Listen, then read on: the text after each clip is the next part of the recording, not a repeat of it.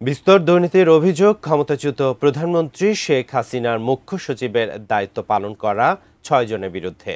এরা হলেন শেখ ওয়াহিদুজ্জামান, আবুল কালাম আজাদ, কামাল আব্দুল নাসির চৌধুরী, নজিবুর রহমান, আহমদ কায়কাউস ও তোফাজ্জল হোসেন মিয়া। তাদের বিরুদ্ধে অনুসন্ধান শুরু করেছে দুর্নীতি দমন কমিশন দুদক। তাহিদ সৌরভ জানাচ্ছেন বিস্তারিত।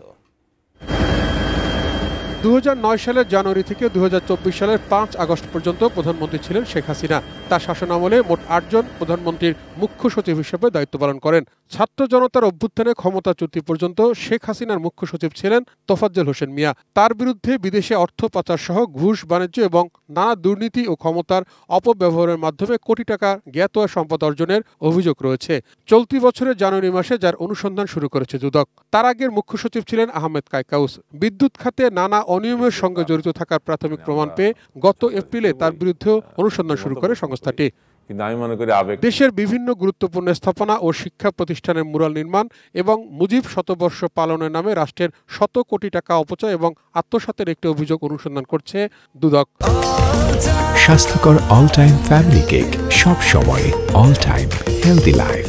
যার সঙ্গে জড়িত রয়েছে সাবেক মুখ্য সচিব কামাল আব্দুল নাসির চৌধুরীর নাম। সাবেক মুখ্য সচিব এবং এনবিআর সাবেক চেয়ারম্যান নজিবুর রহমানের বিরুদ্ধে আর্থিক অনিয়মের অভিযোগও অনুসন্ধান করছে দুর্নীতি দমন কমিশন। দুর্নীতির অভিযোগ রয়েছে আরেক সাবেক মুখ্য সচিব এবং জামালপুর ৫ আসনের সাবেক সংসদ সদস্য আবুল কালাম আজাদের বিরুদ্ধেও। আর জনতা ব্যাংকের অর্থ কেলেঙ্কারির সঙ্গে জড়িত থাকায় অনুসন্ধান তদন্ত চলছে শেখ হাসিনার সাবেক মুখ্য সচিব এবং জনতা ব্যাংকের সাবেক চেয়ারম্যান শেখ ওয়াহিদুজ্জামানের বিরুদ্ধে। সরকার যখন দুর্নীতির সাথে লিপ্ত, সরকার যখন দুর্নীতি করছে, তখন সরকারের যারা মুখ্য সচিব, সচিব ইত্যাদি থাকছেন, তারাও এই দুর্নীতির সাথে ইনভলভ হয়ে যাচ্ছেন। এই ৬ জন যেমন যে কোনো দুর্নীতি যদি প্রমাণিত হয়, এই ৬ জন যেমন সম্পূর্ণভাবে দায়ী, সেই সঙ্গে তৎকালীন প্রধানমন্ত্রীও দায়ী। সাবেক মুখ্য সচিবদের অনুসন্ধান কার্যক্রম নির্ধারিত সময় শেষ করার জন্য দুদকের প্রতি আহ্বানও তাদের।